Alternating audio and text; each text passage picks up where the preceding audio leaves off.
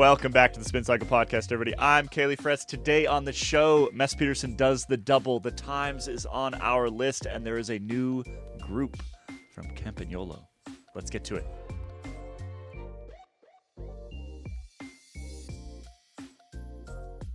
Welcome to Spin Cycle. Kit Nicholson, how are you?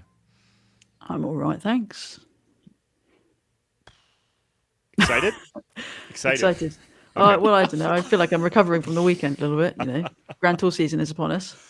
I feel like I'm the one that gets to sit here and it's like 8 o'clock in the morning for me. So I get to be tired. But no, that's the perfect time for bike racing. True. It's then Monday. you get on with the rest of your day. Coffee. Monday's a horrible day. Welcome, Jonny Long. How are you? Hello. Yeah, good. You?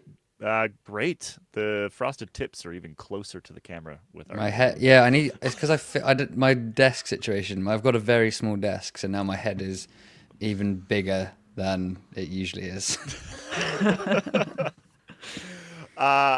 Let's get to it. So, we've had the opening weekend of the Giro d'Italia over the weekend, and the Albanian stages all wrapped up. We have 2 winners thus far. We have Mads Pedersen, stage 1 and 3, and Josh Tarling, stage 2. Should we start with Mads? Mess. When I read it, I say Mads, but it's closer to Mess, we do think. Clearly came out of the classics in flying form. And I think that the big thing for me is that if you remove Tadej Pogacar and Mathieu van der Poel, he's far and away the 3rd best bike racer on the planet right now, right? So it would appear, yeah. Opinions.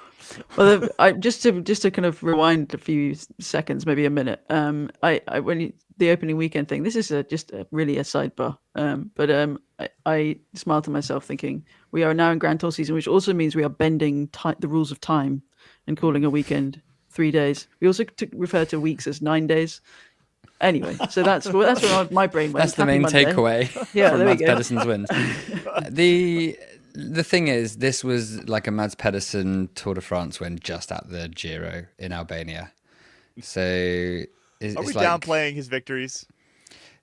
Not really. The thing is, he does it in a way where he's just strong, right? He's a strong guy. They're really long sprints.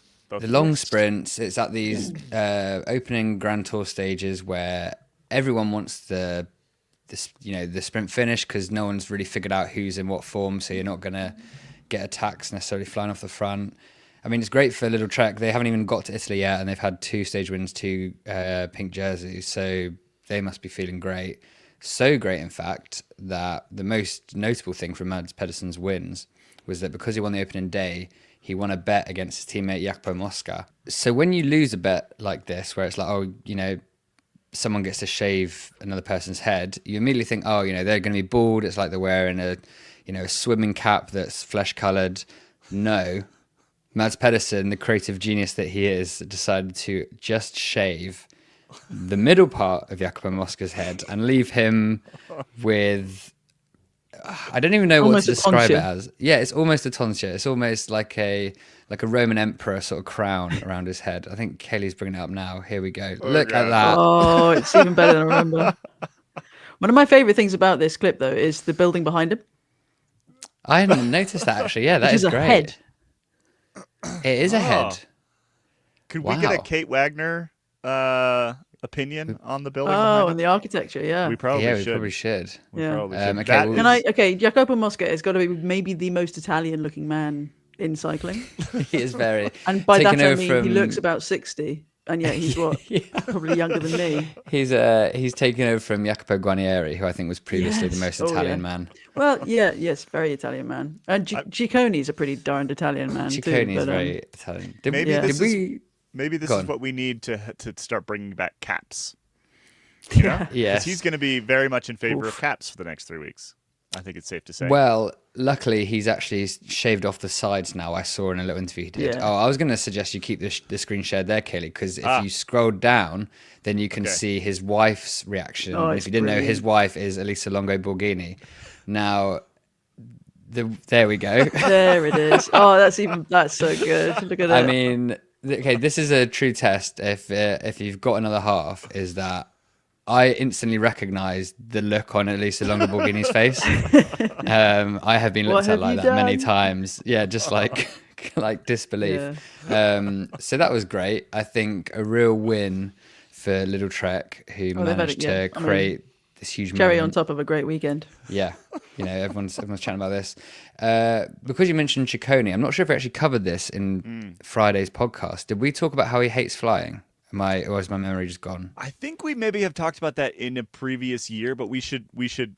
If I don't really remember, lots of our audience probably doesn't remember. Well, so. okay, we'll get back to the Giro in a sec, but this is important knowledge that Giulio Ciccone hates flying, doesn't do it unless he absolutely has to, like if he has to go to the UAE Tour or the Japan Cup. But after the Tour of the Alps, someone drove him overnight, 10-hour drive from Austria to Liège, arrived at 2:30 a.m. Saturday morning, and the very next day rode to second place at Liège-Bastogne-Liège. So when we all ask this question, what can we do to beat Tadej Pogacar? Well, the second place rider could maybe just fly, take like a sleeping pill and fly. And they'd have to do some paperwork for the sleeping pill, though. Yes, TUE. yeah. That's true. So I wonder then, because the trip from, I wonder how he got to Italy today being the rest day. Did they not get the boat? The boat, well, yes, that's the assumption that a lot of people have made, but the boat is a 12-hour trip. I bet he got it. Team staff were all getting, and well, not all, but the vehicles and a lot of team staff and the photographers and co were in some very dodgy looking bunk bed situations, little cells on this boat. But most of my understanding was that the riders were all getting a flight from the capital city, which is like just a hopping over the water, because that's quite a long ferry ride and a gross bunk bed. But maybe Chico was sitting next to our man Jacob. I bet he took the boat. Yeah, well, I bet he took the boat. We should ask. I've already messaged. You have. I've already messaged Jacob earlier today because I remember Mads Pedersen making other bets. I think that's why Jacob got thrown in a swimming pool at the Tour de France a couple of years ago. And so I've asked, is this just a Mads Pedersen thing where his motivator now is that to in some way shame and humiliate his teammates and we need to find out staff. if Chico, as Mads called him, yeah, opted for the boat with the team staff or jumped on the flight with the rest of the riders. I might just bombard Jacob with messages, yes, please. So that eventually he knows that I'm not going to give up. And this is just what reporting is. Yeah. It's just simple. But so we had Mads Pedersen at the Giro. We also had a brave British boy win the time trial on stage 2. Youngest ever Giro time trial winner. Yeah. So that's a weird stat, very niche, but a lot of people making a song and dance about it. So fair enough. Well, yeah, the Giro was very pleased to. They love the stat, don't they? The Giro, the little graphics that come up in the left-hand corner of the coverage every single day. There's always something, even if it's something completely random, like some Conti rider was born on the same day that some other random Conti rider won their first stage of the Giro. They find the things like that. I have no idea. Yeah. Somebody's trolling pro cycling stats extensively. So Josh Tarlin's win, we were talking about this last week, but off mic, so we'll have to now get people to trust that we were talking about it. We were talking about how Ineos have turned things around in terms of they are fun again. They are significantly more fun. They're more fun, they're doing weird little things, funny little things, not taking themselves too seriously. If you look on Ineos's Instagram page, they've started getting Josh Tarling and Ben Turner to do vlogs, while they're barbecuing and dropping sausages on the floor, which the 2024 Ineos would have never done. And this is the ultimate proof. This is what we needed, that being fun means that things that go well. Because if that wasn't the case, we'd be screwed. They've also, do you remember me ranting about the dodgy colours of Bernal's bike and Colombian National Champs jersey a few weeks ago? They fixed it. They certainly fixed it for the time trial bike. And he's got a new design for his Colombian, which I don't necessarily love. It did look great on the time trial. You don't like the Cafe bike. Columbia one? You just lose the last little mountain or triangle or whatever you want to call it. But yeah, I do like the throwback, but it's just it looks better with long sleeves than it does short. But anyway, yes, they've certainly fixed the color match. Sorry, I'll stop talking about Ineos, all good. it's good. It's good that they've turned around so Well, quickly. so And we've got more on them the, later. the quote was, "quote The only way to do the best GC possible at the Giro is to be aggressive," which is the exact opposite of what they said for about a decade. So we can be happy about it. We can be very happy about it. And I think Egan Bernal is like, he has this sort of freedom where he's just there's very little actual pressure there. He can only really do better than I think that definitely expectations, helps, can't he? right? Yeah. And then they've already, Aronsman had a bad first day out which is a shame. But he had some fantastic comments after the time trial. He's obviously a very eloquent, wise, maybe very intelligent fellow. He was talking about the demon on his shoulder, and that he felt like he wanted to go home, but that he had to take every day. Well, no, he didn't say take every day as it comes or one day at a time, or as they always do. But his comments were surprising and refreshing for somebody. He just finished his time trial effort, and it was a good one. He's a rider who quite often struggles on the first weekend. But I'm really looking forward to seeing what Bernal can do. I'm really hoping for good things. Question about Bernal. We say that he's kind of riding without pressure, but his Ineos contract expires at the end of next year. But he's had a lot of misfortune, a lot of things that maybe are out of his control. That means he's not the rider that he was when he signed that last contract. Do you think maybe a mic drop moment? Race the last Tour de France and then go and be a political journalist like he's talked about wanting to be? I mean, this is the one time I could give Egan Bernal any sort of advice. Do not step foot into the journalistic arena. There's a better life for you out there somewhere. Well, the way to do it is to make millions before you start. That's true. Okay, that's true. Fair enough. Yeah. But he's not going to stick around like Froome has, I'm sure. No one's going to stick around like Froome. Well, that's true. Froome is the best and longest Grand Tour rider of his generation. I actually didn't mean that quite. I meant no one's going to outstay their welcome, quite like Froome has. But we've seen rumours resurface that Remco to Ineos may be back on from Bram van der Kapel at Het Last News. So, I mean, we hadn't had a Remco to Ineos rumour thus far in 2025, so it was about time. Never means it's actually going to happen. But should we hold? Again. Let's hold that for a second because we're going to talk about the times escape reporting. Okay, yeah. We've got a lot of Ineos in the next segment. We got some Ineos coming up. Sorry, I got distracted. We'll bring it back in. I want to talk about the fact that Albania looked really beautiful and very fun, and it was a good opening weekend of bike racing. The Giro has this tendency to do these foreign Grande Parts, right? Previously, they were talking about starting one in Washington, D.C., which would have been a whole extra bit of jet lag. But then over the weekend, Mike Tomalaris, who's a sort of media broadcasting personality in Australia, also, I've just opened his Instagram page, a Knight of the French Republic, apparently. I don't really know what that means. Assuming this isn't a fake Mike Tomalaris account, he has posted on Sunday the Giro d'Italia to start in Australia. He says, sounds crazy? Perhaps it is. However, I can reveal officials from state governments have held high-level discussions with the view of bringing the opening 3 stages of Italy's Grand Tour to Australia, May of 2027. This is not a joke. This is not a rumor. It is for real. I will say that the same thing happened around the Washington, D.C. start. There were discussions with local officials. The mayor there at the time was very much for this. And then the mayor lost an election and it never happened. So, could be the same thing again. It's insane. How would you even make that? It's like, how would you? Completely nuts. How? Yeah, you could, even if you chartered like a flight full of beds all the way back. I mean, I've flown to Australia. I don't know, 6, 7, 8 times, something like that. It is horrible. Yeah. It's horrible. It's way too far away. I don't think it would be as enjoyable as Albania. No.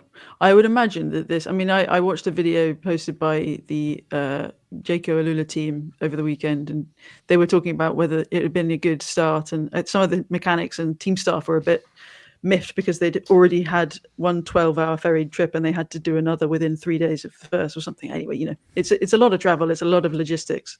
But then the lads, the riders were saying, well, obviously the best place to do a Grande Partenza would be Australia, which is, it's a nice thought, but it's completely insane.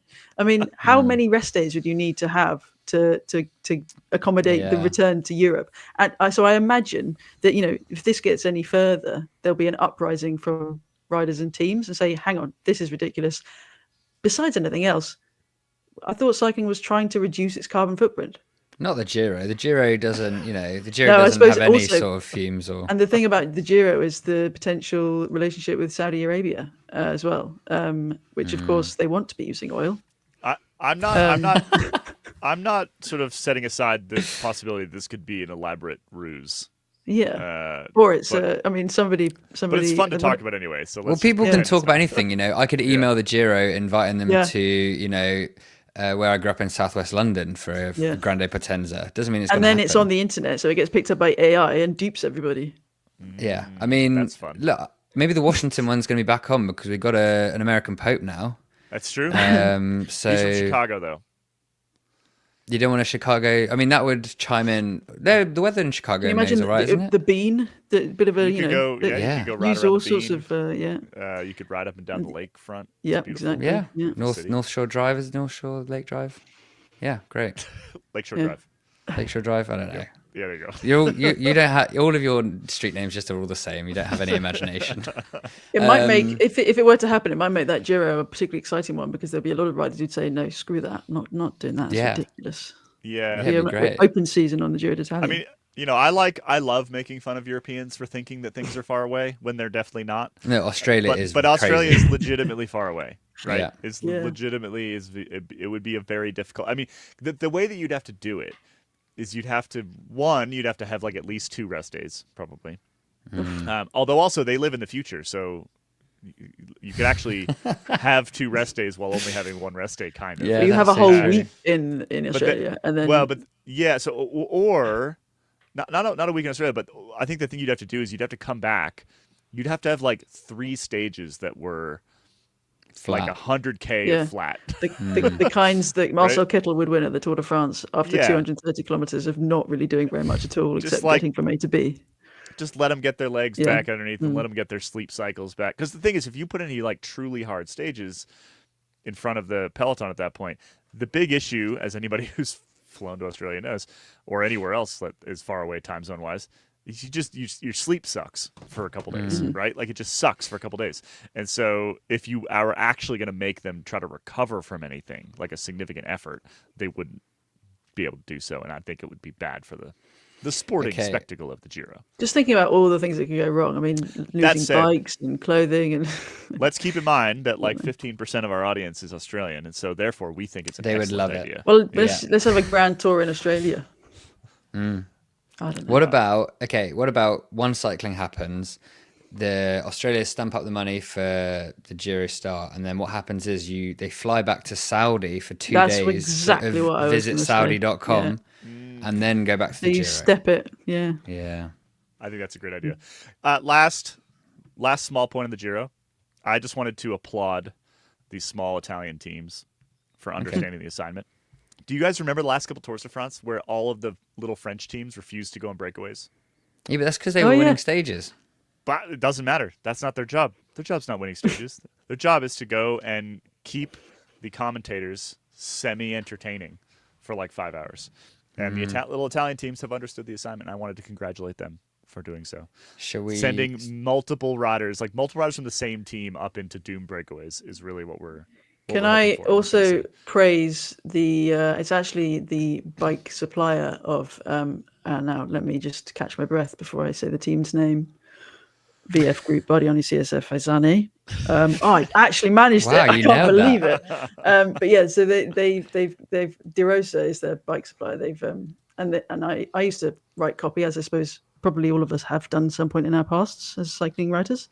But I would just like to bring your attention to this absolutely stunning, if I can find it, piece of copy about this new bike with the new kind of Keith Haring look. Okay. The description of this new bike, celebrating 70 years of De Rosa. It's not just a bike. It's a handwritten story, Oh. a letter to Speed, a special bike, different from everyone else, even from itself. No. How? That doesn't make sense. No, exactly. It's absolutely beautiful. I mean, great. you can't get more Italian or more copywriting than that, I think. I don't think even AI could produce that, so maybe No, that's copywriters will too be much safe for from AI. the That's too much for apocalypse. AI. Yeah.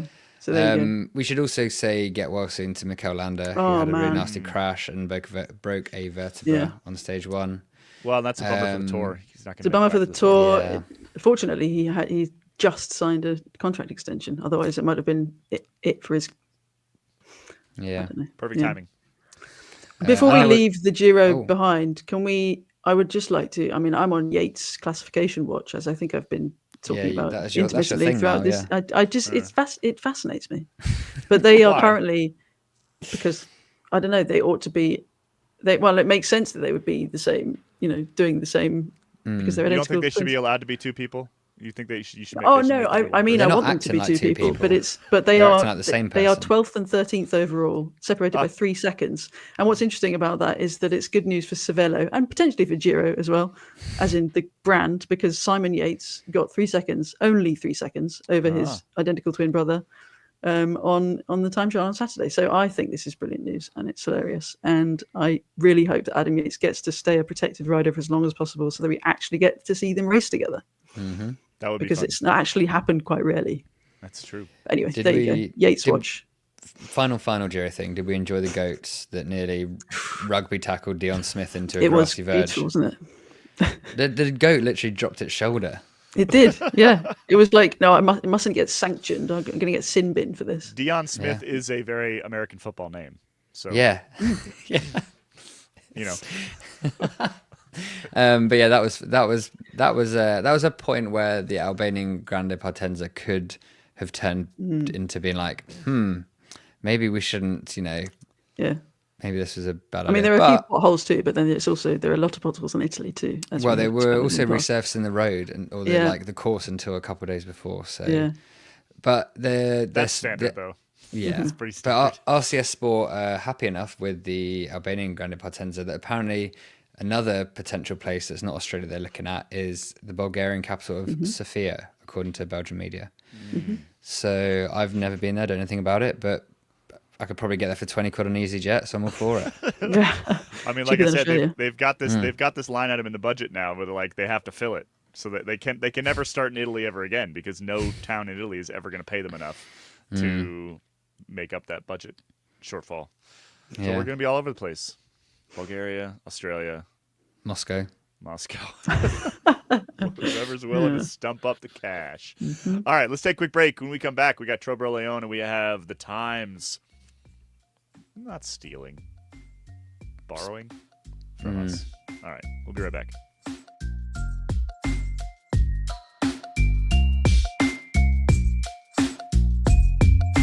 Welcome back, everybody. Another race that happened over the weekend. Trobro Leone, one of our favorites, up on the Ribenu in sort of northwestern France. And France. Brittany. It's about 30 years Americans- behind the rest of the. Yeah. Well, It's a lovely part of the world. Spent I a was lot just of going time to there. complain about my own accent, which is that I say Tour de France like in the France, and then every time I say France, I say France, and Yeah. I don't. But if I drop Fran- into France, then I sound like Rob Hatch, which is I sometimes shouldn't. good, sometimes I bad. shouldn't have said anything because France is better than France. France. I can't even do it. I can't do it properly. There's an Anyway. SNL skit that somebody on Discord posted up where everyone just sort of drops into like a like Spanish accent whenever they say anything even Oh yeah, Spanish. they It's an old one. they were It's an old talking one. about how it's called the croissant something, I don't croissant mode or something, where Yeah. it's like a way that you signal that you are like a person of the continent by saying like chorizo properly or whatever. Or Which None is of you Barcelona. get, none of Yeah. you all can say anything from Mexico, South America correctly. So Yeah, but the thing is, like, I've always held that opinion, partly because half the time I can't pronounce it right anyway, but I'm glad that there's an actual theory, even if it's an internet theory, that backs up my... yeah. You can't say chorizo with a TH, just wrong. Anyway, Anyway, I say Tour de Anyway. France like that, and then I say France, and I'm just gonna I'm just gonna stick with it because I Mix think and match. I find it weird when you drop in and out of the accent like that. Like we're speaking English. I'm not gonna go. We say Milan instead of Milano. Like, where do you draw the line? I guess is the question. If you can't have me at France, you don't deserve me at my France. Exactly. Exactly. What were we talking about? Trobriand Leon. Oh yeah, Trobriand that Leon. was it. Yeah. Trobriand Leon. So one of our favorite Land races. of pate. Yeah, Sorry, Land Karen. of Pate. One of the most sort of picturesque races in a long time. I think honestly that this race has the Grubers to thank for the English language love of it. It was Maybe. obviously somewhat popular beforehand, but them doing their galleries like now close to a decade ago, when they first started showing up to that race, and how incredible it looks. I think One is of a my large part favorite things why- about the race is how rugged and ridiculous and provincial it looks. Yeah. It really couldn't be anywhere else, and the French absolutely love it. It's so good. It's so good. So we have information about the pig, which is what you win when you win Trobriand Leon. I think if you're a local, right? Only if you're Breton. Right. Because the winner this year was Decathlon Agitoire Le Mondial's Bastien Tronchon. Who is from quite, Chambéry, which is the home of Decathlon Agitoire. Perfect. But it's is not perfect, in, isn't it? not in. But it's not in he's Brittany. not a It's quite a Breton. long way from Brittany. He's already won the prize of being able to be from Chambéry. But yes, Valentin Madouas was third for Groupama FDG.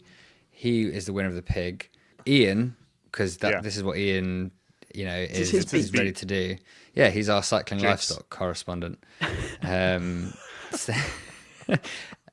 So he found out, he was talking to our man on the inside, Christophe Morel, former ASO press officer, now Groupama FDJ press officer, Christ.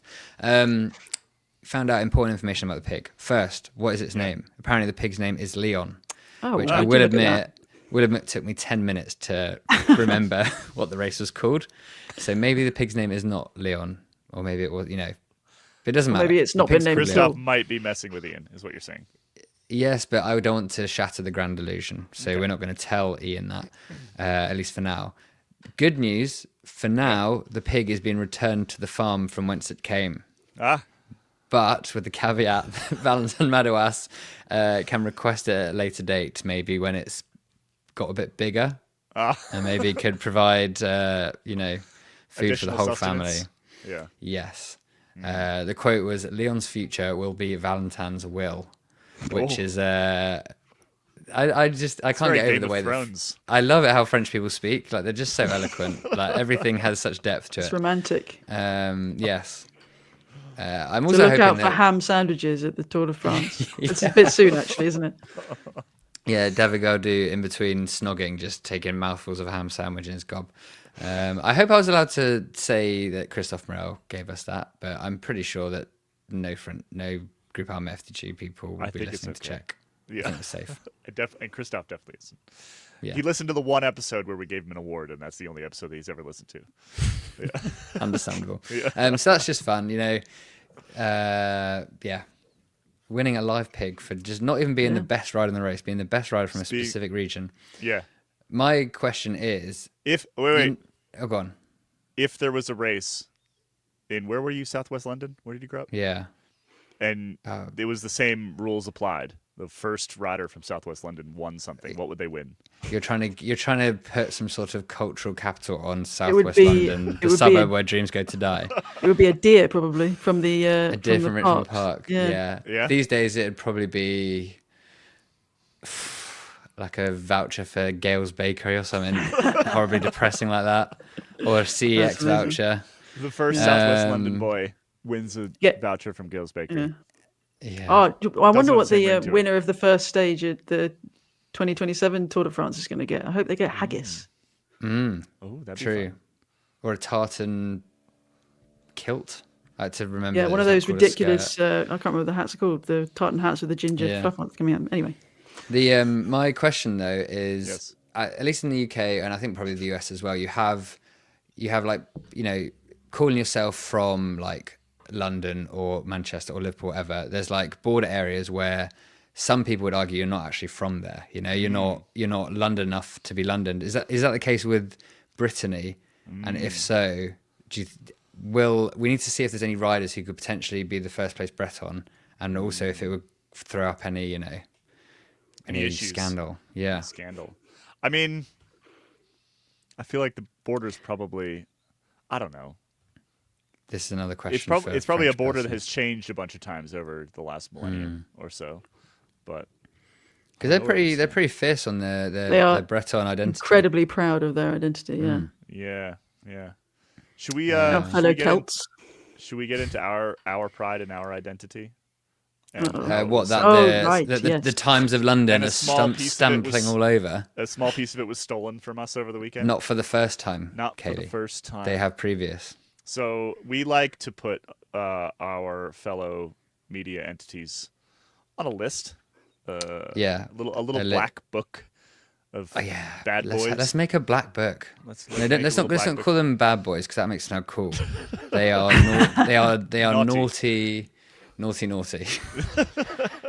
So cycling podcast, they're in there in permanent ink. Yes, nice. Yep. Cycling podcasts are in there. Yep.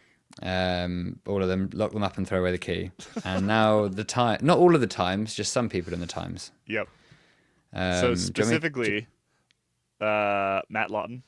Matt Lawton's in there. I don't know Matt at all. I've never met him. Yeah. I don't want to meet him. If this is his journalistic ethics, let's explain what's happened. Okay. Yes. So this is feeling quite after dark all of a sudden, but carry on. So you may remember a couple of months ago, Chris Marshall-Bell for escapecollective.com, which is our website where we do journalism on. He wrote a story breaking the news that Ineos Grenadiers were potentially going to get Total Energies, who currently fund a French team, as their new co-sponsor. Because there's a whole tie-up with Jim Ratcliffe's chemicals are kind of intertwined with some of Total Energies chemicals, and then they're going to put all the chemicals together and now have one cycling team to support. Our chemicals combined. Yes. Post-Brexit British-French chemicals. So 2 months ago, story I would say didn't take off that much. Maybe not as much as we were thinking. Maybe it was the wrong time. Maybe people just didn't care. Maybe they didn't believe. Yeah. But turns out Matt Lawton now believes because he has somehow written the story, reporting what we reported 2 months ago without actually mentioning who reported it first. Which is maybe something that we only care about. Information in there. Yeah. This is, to people who are outside of this probably don't care, but it's not the first time. They previously stole our GCN story, or your GCN story, I think, Caley. I think I just took it upon myself to call people up and be cross. Well, because I don't like the Times for me is a different publication. Yes. It's the New York Times. We were talking about the London Times. London Times. There we go. The Sunday Times more specifically, who have all week, every week, to produce like one or two stories. And even then can't do an original one. Saturday paper? Oh, was it Saturday one? Sorry. Yeah. So it was just the Times. But what's also interesting is that Chris's piece for Escape Collective was published on the 10th of March.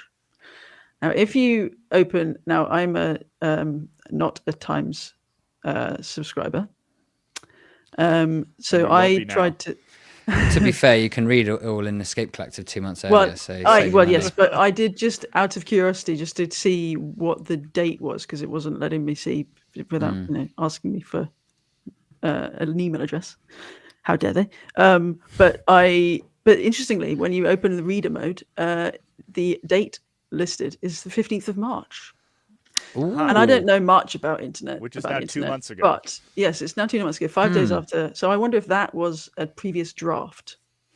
So what might explain this? So they had a draft of this story 5 days after we ran the story, and then something made them not run it. Let me think how journalists for national newspapers often work in a sort of quid pro quo manner. Do we think maybe they were asked to not publish it and then did so 2 months later when they were given the okay? I think it's entirely possible. Do you reckon that could be possible? Yeah. Yeah.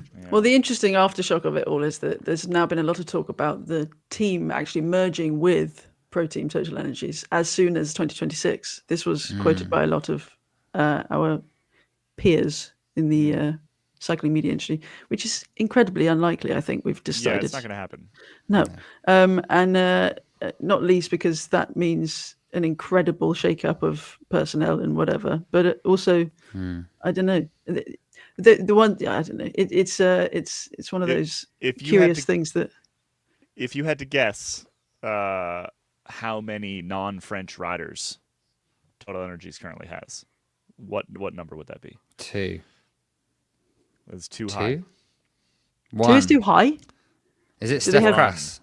1. Steph Crass is the only non-French rider. That's Wow. Do you amazing. think that the management of a team with 1 non-French rider, and it's a Belgian, so he probably speaks French anyway, and do you think the management of that team is going to merge with Jim Ratcliffe's Ineos? Yeah, well, that was the other thing about it, was that apparently Total Energies is putting pressure on Ratcliffe to register the team in France, which would, and they'd also get Remco Evenepoel and Specialized on board. So these are the rumors that have been swelling this weekend. That I could actually see. that I could definitely actually see. But I do not see Jean-René Bernadotte going and working for Jim Ratcliffe. I do see Mathieu Burgadou going to work for Jim Ratcliffe, though. Yeah? Yeah? Yeah, why not? I could see that. Yeah. I think it's extremely unlikely that they actually combine, not least because that would just be a capitulation from Bernadotte and because this team would die, right? Like I'm looking at the list of riders here.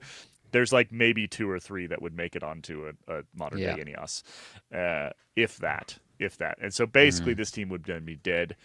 And I don't think, unless as an absolute last resort, I don't think Bernadotte would do that.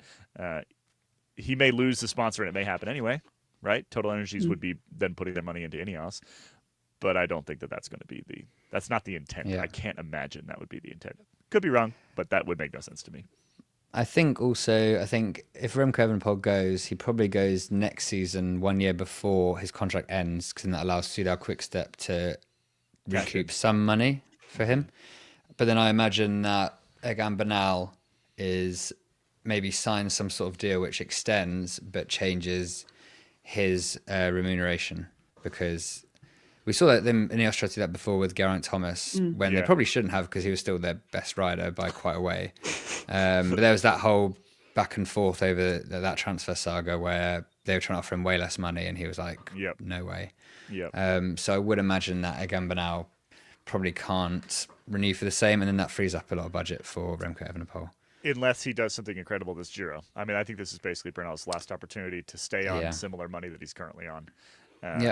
You know, like it's been a couple years since he renewed that now, and so like the market has risen, right? Everybody's getting paid a little bit more, so he might not drop that much, but he's certainly not. He's not going to have Tour winner money floating his way. Hopefully, he's saved it all up. The final thing before we move on from the Times, in the Plus column is David Walsh's column from the weekend, where he wrote about. Basically Ian's Mauro Gianetti story about the Wikipedia page editing. And didn't just reference it, he was glowing in his... Mentioned Ian by name twice. It was great to open the back of the paper and see that. And it's kind of great that more people are talking about that and discussing that, because it's interesting. Well, and there's apparently some kind of documentary thing coming out in French television potentially. I think Ian mentioned that. We'll leave the details of that. But something else Gianetti related coming. So David Walsh is in our gold book. Because that's how you do it properly. If you I don't understand why. Is it laziness? Is it like, what is it? Like, it's if pride. somebody else, it's pride. Yeah, if That's somebody what it else is. reports something before you mention it. Like we do it all the time. We do it with Cycling News. We do it with Cycling Weekly. We do it all the time. And I don't understand what the reason is for, particularly like the Times. We are genuinely very, very, very small compared to this publication. Right? 100%. Yeah. So like, why? We're not threatening you. You know, like I don't get it. Was there something else? There wasn't something else going on this weekend that they wanted to just chuck it out and I don't know. Like the Giro? What are you talking about? No, I mean in the news. Like the news. Yeah. They're or covering up news with Total Energies. Yeah, or Ratcliffe news at Manchester United. I don't know. That is still going terribly. That's just constantly, do you want a Ratcliffe update? People, Yeah. we're I not think about it's cataloging time for it. Okay, yeah. so we're getting in football. We're getting to the finals of the European competitions. PSG have got to the final of the Champions League, and their Qatari owner is flying out all 600 staff so they can watch the match and celebrate as a team. Do you know what and then Manchester United have reached the final of the Europa League, no. which is the second tier competition. Is he buying them ham sandwiches? He has hired out. I don't think it's even that. He's hired out a venue in Manchester where they can like watch the game from, and I think he's given them like a little meal ticket. Yeah, Village Hall with bangers and mash in the back. it's going to room. be like when you get when you go. Maybe this is a UK phenomenon. When you go for like a company Christmas dinner and everyone pays like 30 quid a head, and you get like one roast potato. Yeah, and then you make plans to go for drinks and talk about it afterwards. Indeed. So things. Yeah, maybe he was trying to bury Manchester United news with this news. Who knows what he's up to? But yeah, but at least Ineos are fun and kind of nice again. Maybe they will have forgiven us. Well, it's because Jim Ratcliffe his attention is turned elsewhere. That's why. Yeah, he was focused on the cycling team for a couple of years there. He would like show up to the Tour de France. He was at races, things like that. And now his attention is very much elsewhere. And so the team is good and fun again because Jim Ratcliffe is a scourge on everybody and everything that he comes near quite clearly. Right? I think I could say that. That's punching up. Yes, that's definitely punching up. All right, quick break.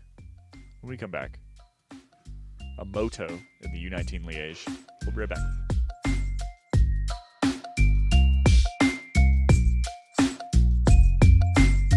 Welcome back, everybody. All right, U19 Liège, Bastogne-Liège. We have the two riders coming up to the finish line, and on La Redoute, which is fun. La Redoute. And they're sprinting, and there's a moto that's like the moto that's right in front of them. That is an idiot and way too close, and then cuts right to hit the evacuation. So often all the vehicles get removed from the course 50 meters, 150 meters, 300 meters, whatever it is, before the finish line. This one looked like it was quite close to the finish line. It was and like 10 meters, yeah. Yeah, and the moto like either didn't see it or didn't realize it was supposed to be happening and isn't supposed to go across the finish line, and so swung off to the right, just across one of the riders. Across Leander de Ghent, the Cannibal Victorious under-19. Yes. Yeah. Who shouldn't have to pay the price for his team having the worst name in all of cycling. They're obviously, Cannibal Victorious, obviously Bahrain Victorious's development team. Yep. Cannibal Victorious, I mean, come on. Farce. Fun fact. Fun fact, Kit. Fun fact, Harry Hudson, who won, he featured in the UK Hill Climbs Gallery that I did 2 years ago, because he was the young whippersnapper who won the junior race there. And he is apparently under the watchful eye of Lidl Trek Generation, whatever their development team is. So that's an interesting one to watch. But yes, the more to the point, these two young riders should not have been put in danger. And with the team bosses, the team boss tried to ask the jury, a Belgian race jury, let's point out, and De Ghent is as Belgian as he sounds, and they wouldn't accept the suggestion to tie the winners. Well, first and second place. Obviously, it's a difficult one to. Yeah, I mean, how often do you get how often do you get ties in a bike race? Well, yeah, and like this kind of dumb stuff happens in cycling all the time. Get the juniors used to it. His point was that it's going to cost them, trying to make their careers and stuff like that. In the official quote, to ask for the tie, he asked for an ex aequo, which is Latin for tie or whatever. I've never heard, and I googled it. Apparently, it's a term used for sport, like ties in sport. I've never heard that before. It's like the most Harry Potter thing I've ever heard. Ex aequo. Ex aequo, yeah. My Latin is not up to snuff. No, me neither. Yeah. I know Caecilius S. Dominus, but that's about it. It's a throwback textbook. There's a throwback for you.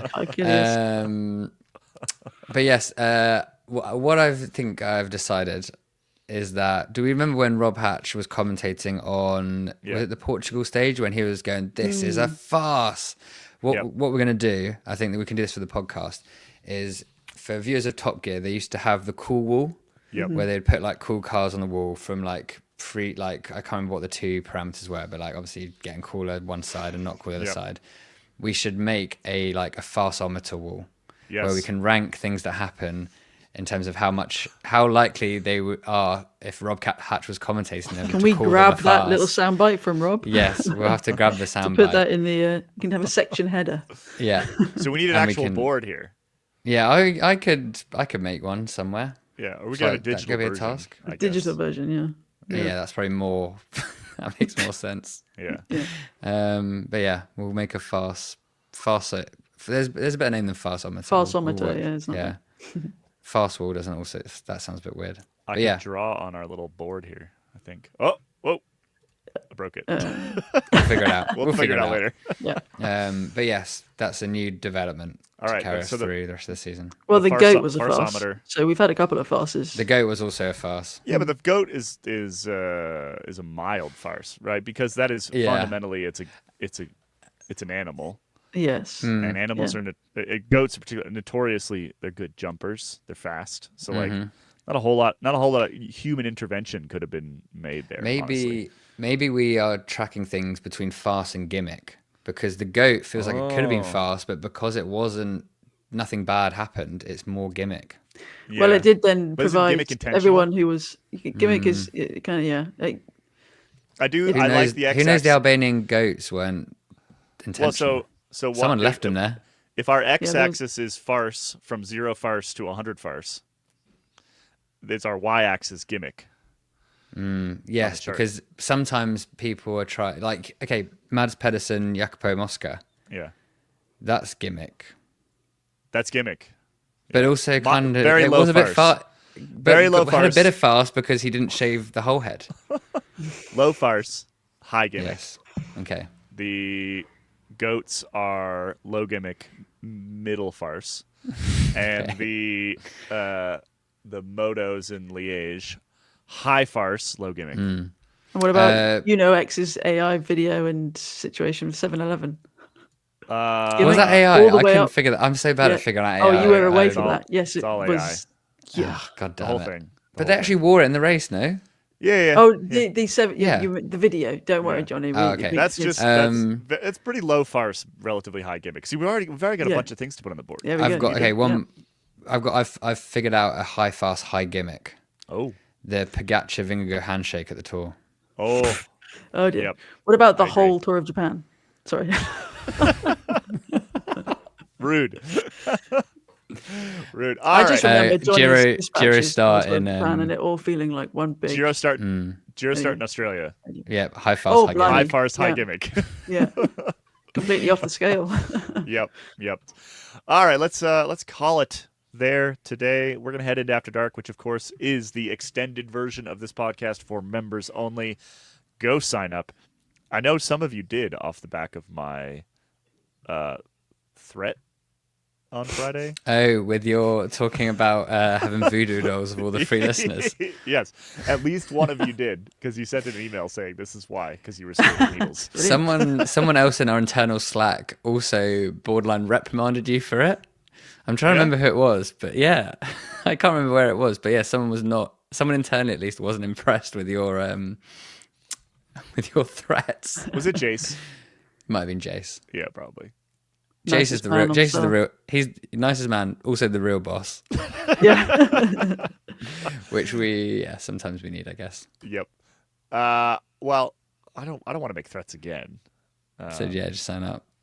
You know. No, maybe Friday. Friday's more threat. Friday's more. Monday, people have got enough to do on a Monday.